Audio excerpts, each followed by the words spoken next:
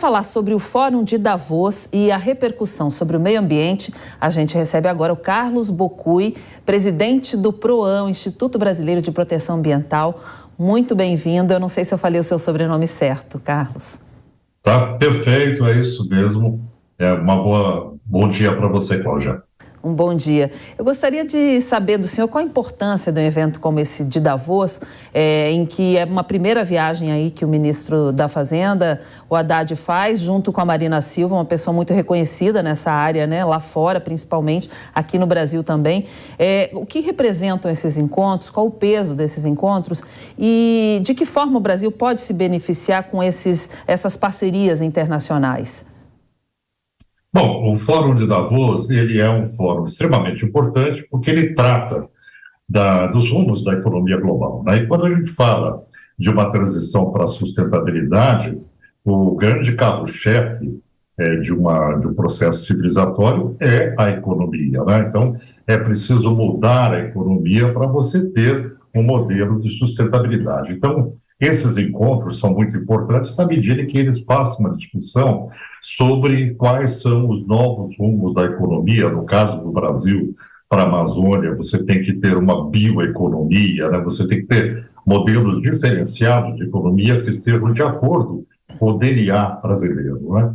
E a participação da Marina, do meu ponto de vista, foi muito bem. Ela, além de levar uma mensagem sobre a possibilidade de um modelo de sustentabilidade para o Brasil na gestão ambiental, levando uma certeza, né, no sentido de empenho do governo de proteção da Amazônia, ela também fez uma cobrança corajosa, que são os 200 bilhões de dólares que os países mais ricos devem aportar para que os países com maior vulnerabilidade possam se adaptar às mudanças climáticas. A Marina falou em 100 bilhões de dólares, porque isso foi o valor acordado lá na Conferência de Paris, na COP21. Mas, na verdade, a reivindicação por perdas e danos hoje, no nível global, atinge a cifra de 200 bilhões de dólares, né? Então, eu diria que foi muito satisfatória a reunião em Davos, a presença da Marina, e nós vamos ver como isso se desdobra, né? Inclusive em aporte financeiro para que o Brasil possa efetivar a proteção da Amazônia. O Haddad falou aí em um dos seus discursos lá em Davos que a questão econômica é a retomada do crescimento com sustentabilidade fiscal e ambiental e justiça social. Como o Brasil pode chegar a esse denominador comum e cuidar do meio ambiente aí sem deixar a economia de lado?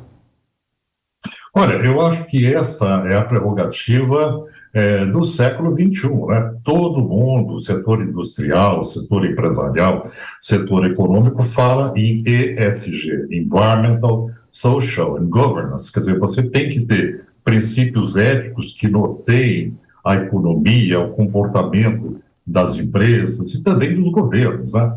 Então, enquanto o Haddad ele faz essa fala de que você tem que ter sustentabilidade econômica, sustentabilidade social, ele está fazendo o mesmo discurso moderno do setor empresarial no sentido de agregar todos esses valores éticos a uma política, né, de gestão.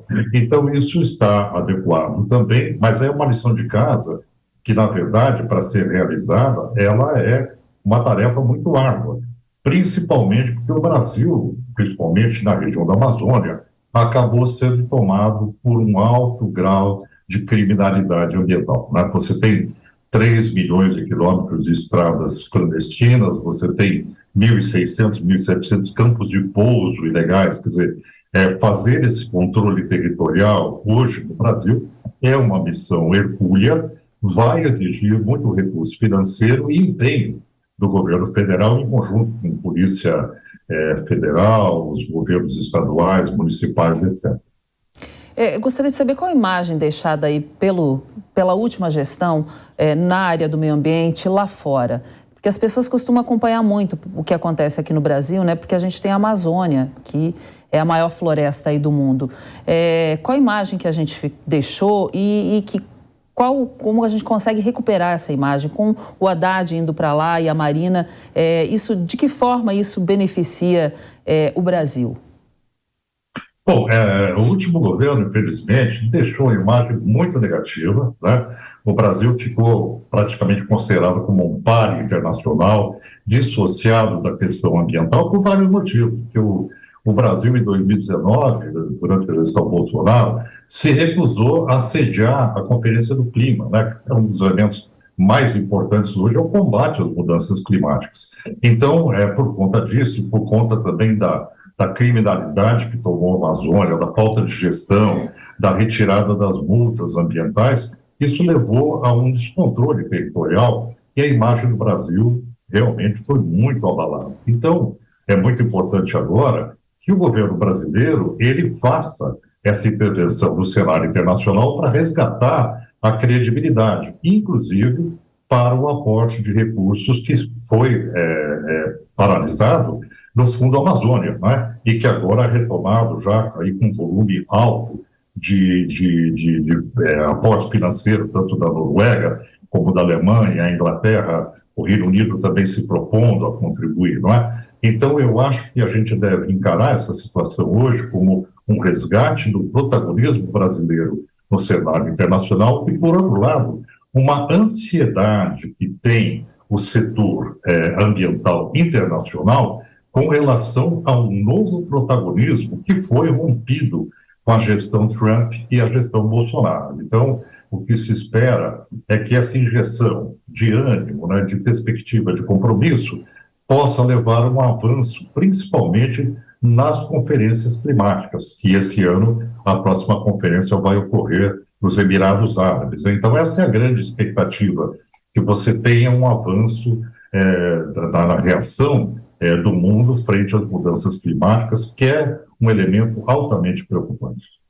Em relação àquela questão dos investimentos internacionais, né, que a gente perdeu na última gestão, no primeiro dia após a posse, o presidente Lula já anunciou que a gente vai voltar a ter esses investimentos, né? De que forma eles vão poder ajudar nesse combate a desmatamento e as questões críticas da Amazônia? É importante entender o Fundo Amazônia, né, que é o fundo que recebe esses recursos internacionais. Então, você tem aí grande parte desses recursos destinados a comando e controle, que é fiscalização, né, colocar a fiscalização em campo.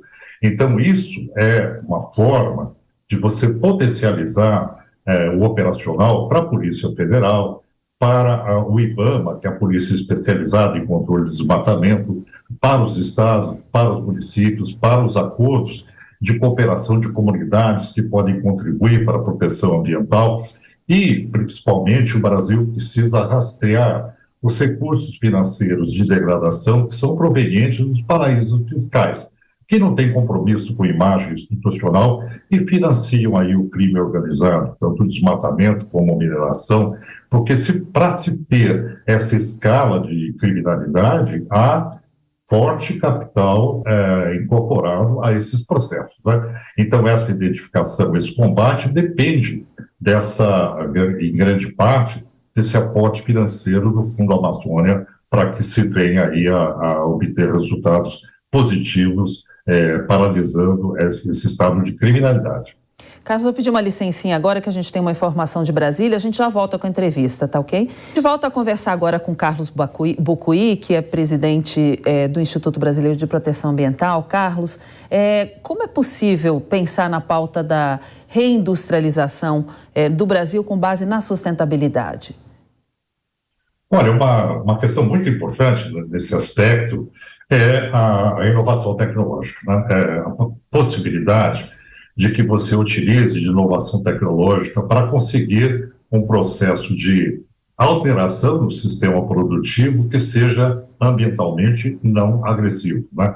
Um dos elementos, por exemplo, que a gente pode citar como exemplo é a mudança da matriz energética brasileira. E aí nós estamos correndo um risco que é a retomada no Brasil da queima de gás natural, que na verdade não é gás natural, que é gás metano fóssil, e isso leva a um incremento das emissões brasileiras, né, de carbono, Então, é preciso que a inovação tecnológica, que é a reindustrialização do Brasil, ela seja feita com boa tecnologia e com uma mudança de paradigma em direção à sustentabilidade, seja para a geração de energia, seja em sistemas de transporte, né, público, transporte coletivo, a retomada das questões de transporte por trilhos, que é uma questão extremamente discutida e implementada no mundo todo, e que o Brasil ainda padece no sentido de ter perdido muitas rodovias, né? Então, eu reafirmo nesse aspecto o papel da ciência, né? O papel da inovação. Como é que o Brasil está hoje nessa questão da energia renovável? Eu acho que o Brasil tem oportunidades imensas de energia renovável em função da grande capacidade de insolação que existe na região tropical, né? Isso nos favorece muito, como favorece os países na região do Mediterrâneo, como Espanha. A questão é saber onde se pode trabalhar energia solar, onde se pode trabalhar energia eólica, né? O Brasil também tem áreas que são canais de vento importantes, mas já numa tecnologia que gera alguns impactos ambientais, né? Então, essa possibilidade o Brasil tem, inclusive com energia de marés, com repotencialização do sistema de energia hidrelétrica, né? Quer dizer, nós temos uma série de alternativas de biomassa que o Brasil pode se utilizar para fazer essa transição para um modelo de energia limpa. Já que a gente tem a Amazônia, isso pode significar que a gente vai ser um grande vendedor de créditos de carbono, que tanto se fala hoje em dia e pouca gente entende? Explica um pouquinho sobre esse assunto para a gente, por favor. Olha, o crédito de carbono, ele é uma faca de dois gumes, né? Se por um lado você vende crédito de carbono para proteger a floresta, para que ela se mantenha em pé, né? E ela seja um benefício ambiental de sequestro de carbono, por outro lado, o mecanismo que é utilizado para o sequestro de carbono, ele não pode representar a indulgência de continuar a pecar, né? Ou seja, eu compro a possibilidade de continuar a poluir, protegendo uma floresta em outro local, né?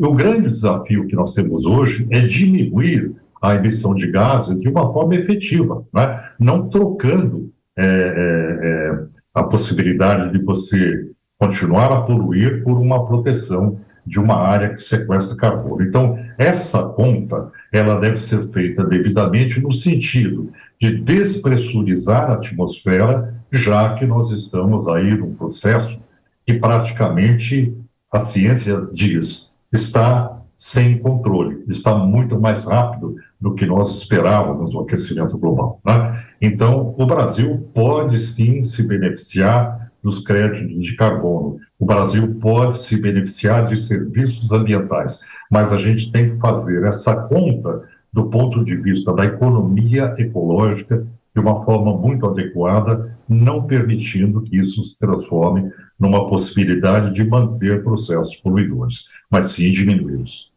Muito bem, sobre questões ambientais aí do Brasil, a gente conversou agora com Carlos Bocui, que é presidente do Instituto Brasileiro de Proteção Ambiental. Agradeço muito a sua entrevista, a sua participação. Seja sempre bem-vindo. Um bom dia. Eu que agradeço, Cláudia. Tenha um bom dia.